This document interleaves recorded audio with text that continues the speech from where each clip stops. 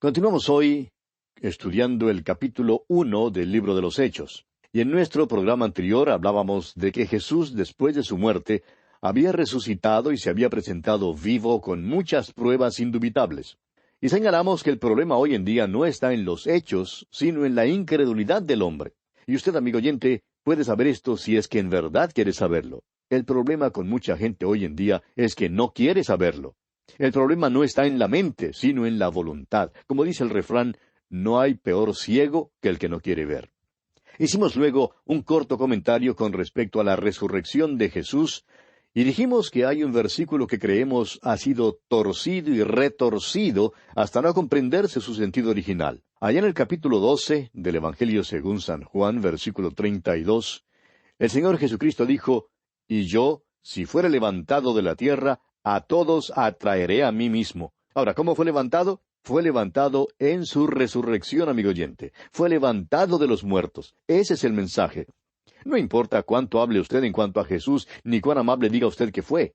El mensaje es que Él ha sido levantado de los muertos, ha resucitado. El motivo por el cual más personas no son atraídas a Cristo hoy en día es porque no se predica a un Cristo resucitado. El libro de los Hechos, pues, pone mucho énfasis en la resurrección de Jesucristo. Comencemos hoy leyendo el versículo 4 de este capítulo 1 de los Hechos. «Y estando juntos, les mandó que no se fueran de Jerusalén, sino que esperasen la promesa del Padre, la cual, les dijo, oísteis de mí». Debían esperar la venida del Espíritu Santo. Hasta cuando aquel evento tuviese lugar, sus órdenes eran de esperar la promesa del Padre.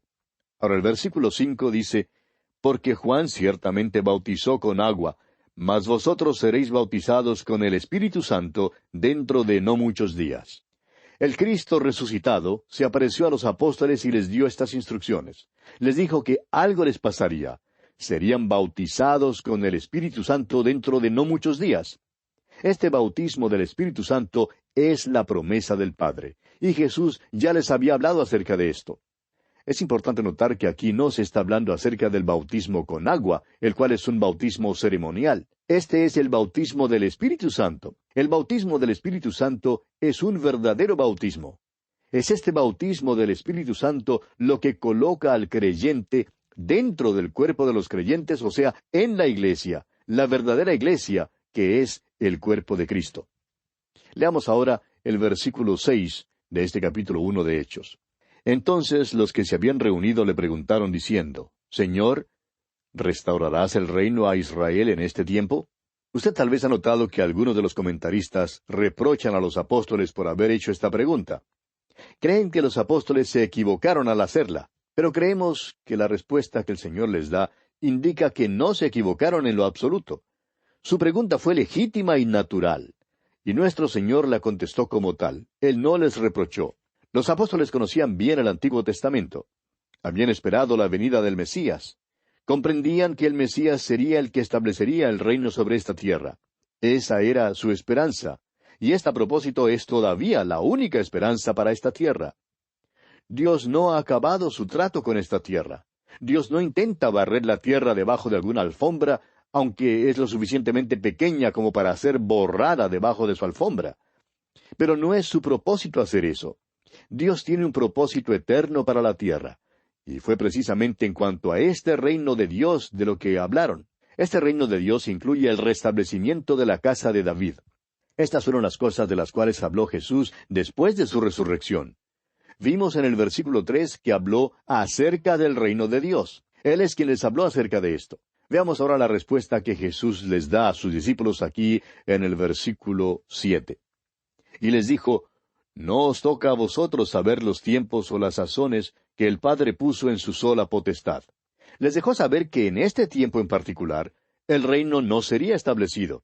Ahora tomaría de los gentiles pueblo para su nombre, es decir, la iglesia. En el capítulo 15 de este libro de los Hechos, cuando los apóstoles se reunieron para el primer concilio en Jerusalén, Jacobo les hizo notar esto. Dice allá en el capítulo 15, versículos 14 al 18, «Simón ha contado cómo Dios visitó por primera vez a los gentiles para tomar de ellos pueblo para su nombre.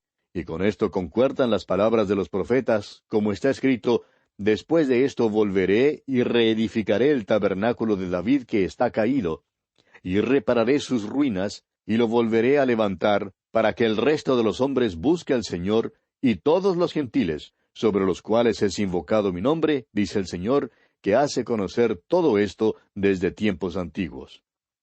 Esto es lo que Dios está haciendo hoy en día, amigo oyente. Está visitando a los gentiles para tomar de ellos pueblo para su nombre. Dios está tomando del mundo a los creyentes en Cristo para formar este pueblo para su nombre. Cuando confían en Cristo, son entonces bautizados en el cuerpo de creyentes, el cual es la Iglesia. Por tanto, cuando los apóstoles le preguntaron a Jesús si restauraría el reino en este tiempo, su respuesta fue que este no era el tema para discusión en aquel tiempo, ni tampoco es el tema para discusión hoy. Muchos preguntan hoy, ¿no cree usted que Cristo venga pronto? Bueno, amigo oyente, permítanos decirle algo que es confidencial entre usted y nosotros. Yo sí creo que viene pronto. Lo creo privadamente, pero no tengo ningún derecho ni autoridad de decirle a usted que viene pronto, porque eso no lo sé. Es que ni a usted ni a mí, amigo oyente, nos corresponde saber los tiempos o las sazones. Eso no es lo importante. Ahora le aseguro que creo en la profecía. Sin embargo, creo que nos es posible poner demasiado énfasis en la profecía, y no creo que uno se edifique en la fe si pasa todo su tiempo estudiando profecía. Entonces, ¿cuál es nuestro trabajo, nuestra misión hoy en día? Note usted una vez más que nuestro Señor no reprendió a sus discípulos. En lugar de eso, les enseñó que pensaba en otra cosa. Él les dijo, no os toca a vosotros saber los tiempos o las sazones que el Padre puso en su sola potestad. Pero escuche, aquí está su comisión en el versículo 8.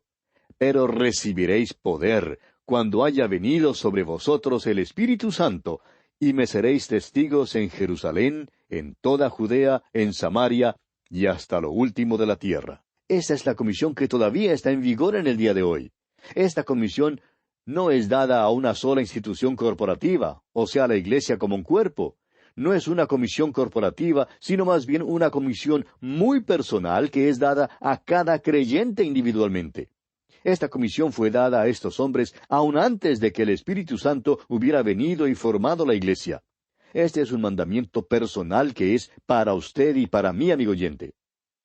Es nuestra misión, es nuestro trabajo promulgar la palabra de Dios en el mundo.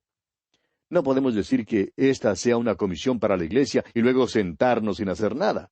No podemos decir que le toca a la Iglesia enviar a los misioneros y así proclamar el Evangelio por medio de ellos. Lo importante, amigo oyente, es lo que usted está haciendo individualmente para proclamar la palabra de Dios. ¿Ha ido usted hasta lo último de la tierra como testigo del Evangelio? ¿Sostiene usted a un misionero que ha ido?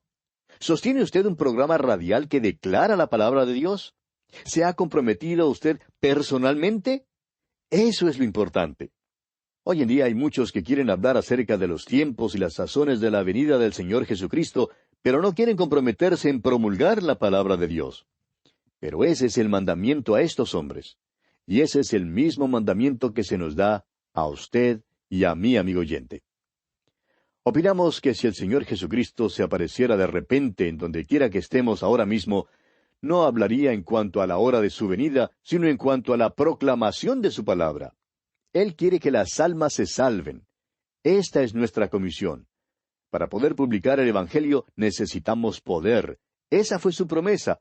Recibiréis poder, y necesitamos de la guía del Señor. Quiero decir lo siguiente para la honra y la gloria de mi Dios. Y es que nunca antes he sentido la mano guiadora del Señor en forma tan clara como la he sentido en este ministerio radial. Amigo oyente, es nuestro deber hoy en día proclamar la palabra de Dios. No hay ningún poder en nosotros, ni ningún poder en la Iglesia.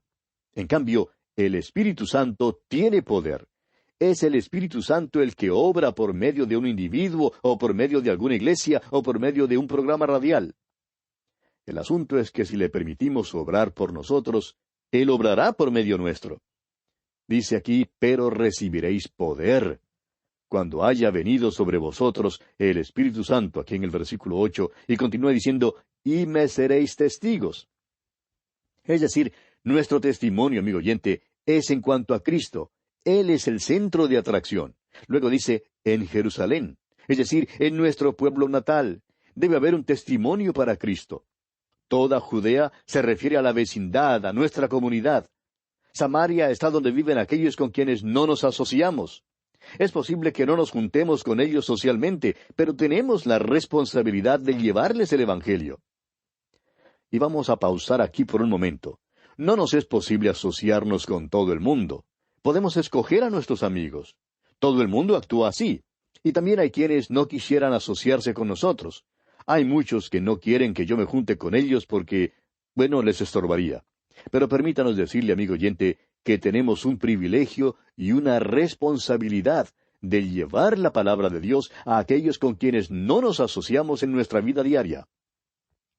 Por último, este testimonio para Cristo debe ir hasta lo último de la tierra. Nunca debemos perder de vista el hecho de que esta es la intención del Señor. Nos ha dicho que si le amamos, guardemos sus mandamientos. Este mandamiento es personal. No podemos deshacernos de esta carga diciendo que la Iglesia lo está cumpliendo y que por tanto no tenemos que comprometernos. Amigo oyente, ¿se ha comprometido usted? ¿Tiene usted un testimonio para Cristo? Pasemos ahora a considerar la ascensión y la promesa del regreso de Jesús. Leamos el versículo 9 de este capítulo 1 de los Hechos. Y habiendo dicho estas cosas, viéndolo ellos, fue alzado y le recibió una nube que le ocultó de sus ojos. La ascensión del Señor Jesucristo es un milagro importante y significativo en el ministerio del Señor. Esto es especialmente cierto en esta era espacial, cuando tenemos los ojos vueltos hacia los aires y hablamos de viajes en el espacio y todo eso. En realidad, esto no es nada nuevo. El Señor Jesús despegó. No necesitaba ninguna plataforma de lanzamiento ni ningún traje astronáutico. No subió en ningún proyectil. Las Escrituras dicen que solo hubo una nube para recibirle. ¿Qué clase de nube sería? ¿Sería una nube común de vapor de agua? De ninguna manera, amigo oyente. Esta fue la misma nube de gloria, la gloria Shekinah que llenó el tabernáculo. En su oración sumo sacerdotal, él había orado allá en el capítulo 17 del Evangelio según San Juan, versículo 5, diciendo, Ahora pues, Padre, glorifícame tú al lado tuyo, con aquella gloria que tuve contigo antes que el mundo fuese. Cuando Cristo nació en el mundo, fue envuelto en pañales. Cuando salió de la tierra, fue envuelto en nubes de gloria. Esto era de lo que hablaba. Mientras los apóstoles observaban todo esto, dos ángeles como varones se les aparecen y les dan un mensaje importante. Leamos los versículos 10 y 11 de este capítulo 1 de los Hechos. Y estando ellos con los ojos puestos en el cielo, entre tanto que él se iba, he aquí se pusieron junto a ellos dos varones con vestiduras blancas, los cuales también les dijeron, Varones Galileos, ¿por qué estáis mirando al cielo? Este mismo Jesús, que ha sido tomado de vosotros al cielo, así vendrá como le habéis visto ir al cielo. Fue Jesús glorificado quien subió al cielo. Este mismo Jesús, el Jesús glorificado, vendrá así como se fue y al mismo lugar. El profeta Zacarías, en el capítulo 14 de su profecía, versículo 4, nos dice lo siguiente, Y se afirmarán sus pies en aquel día sobre el monte de los olivos, que está enfrente de Jerusalén al oriente, y el monte de los olivos se partirá por en medio hacia el oriente y hacia el occidente, haciendo un valle muy grande, y la mitad del monte se apartará hacia el norte y la otra mitad hacia el sur. Volviendo ahora al capítulo 1 de los Hechos, veamos el versículo 12. Entonces volvieron a Jerusalén desde el monte que se llama del Olivar, el cual está cerca de Jerusalén, camino de un día de reposo. Creemos que todos los discípulos se quedaron muy cerca al templo durante los días de fiesta cuando llegaron a Jerusalén para adorar. El monte de los olivos probablemente estaba cubierto de varios centenares de miles que estarían allí acampados en el tiempo de las fiestas. ¿Por qué? Porque según la ley mosaica tenían que quedarse dentro de un día de reposo de camino del templo. Continuemos con los versículos 13 y 14 de este capítulo 1 de los Hechos. Y entrados, subieron al aposento alto, donde moraban Pedro y Jacobo, Juan, Andrés, Felipe, Tomás, Bartolomé, Mateo, Jacobo, hijo de Alfeo, Simón el celote, y Judas, hermano de Jacobo. Todos estos perseveraban unánimes en oración y ruego con las mujeres y con María, la madre de Jesús, y con sus hermanos. Nos alegramos que María, la madre de Jesús, estuviera allí. Ella ahora está libre de cualquier duda que hubiera existido con relación al nacimiento virginal de Jesús. Ahora, la actitud de los apóstoles y de los creyentes es una actitud de unidad, de oración y de espera. Y no hay ninguna manera en que nosotros podamos duplicar hoy este período. Recuerde usted que este es un período de tiempo, una cápsula de tiempo entre la ascensión del Señor Jesucristo al cielo y la venida del Espíritu Santo. Y nosotros no estamos viviendo en ese período de tiempo. No podemos duplicarlo. El Espíritu Santo ya ha venido en nuestros tiempos. Pasemos ahora a considerar el nombramiento de un apóstol. Leamos los versículos 15 al 18 de este capítulo 1 de los Hechos. En aquellos días, Pedro se levantó en medio de los hermanos, y los reunidos eran como 120 en número, y dijo: Varones hermanos, era necesario que se cumpliese la Escritura en que el Espíritu Santo habló antes por boca de David acerca de Judas, que fue guía de los que prendieron a Jesús, y era contado con nosotros y tenía parte en este ministerio. Este, pues, con el salario de su iniquidad, adquirió un campo, y cayendo de cabeza, se reventó por la mitad, y todas sus entrañas se derramaron. Vemos aquí a Simón Pedro hablando otra vez. Ahora tengamos en cuenta que esto ocurre antes de Pentecostés. A este hombre le falta recibir la plenitud del Espíritu Santo. Le falta aún la presencia del Espíritu Santo. Ahora ciertamente da una descripción vívida de Judas, ¿no le parece? Continuemos pues con los versículos 19 y 20 de este capítulo 1 de los Hechos. Y fue notorio a todos los habitantes de Jerusalén, de tal manera que aquel campo se llama en su propia lengua Acéldama, que quiere decir campo de sangre. Porque está escrito en el libro de los Salmos: sea hecha desierta su habitación, y no haya quien more en ella. Tome otro su oficio. Siempre surge la pregunta en cuanto a lo que tuvo lugar allí. ¿Debían haber ellos efectuado esta elección para escoger a un hombre que sucediera a Judas? Bueno, creemos que no.